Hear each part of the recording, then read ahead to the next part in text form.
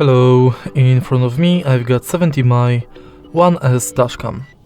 In this video I'll show you the camera preview. In the beginning let's take a look at the front of the camera. Right here we've got the lens, here are the speakers.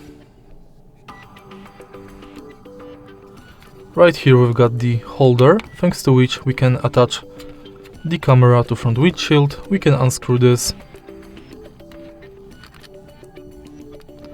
and take it out.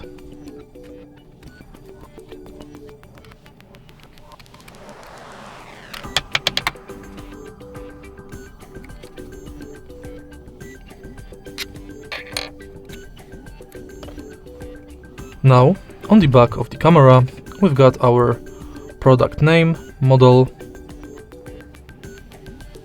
and other informations about the camera as well as the serial number.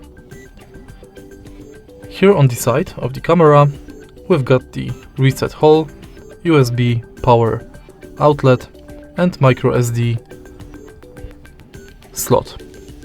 Here is the recording button. And that's basically it. If you find this video helpful, please leave a like, comment and subscribe.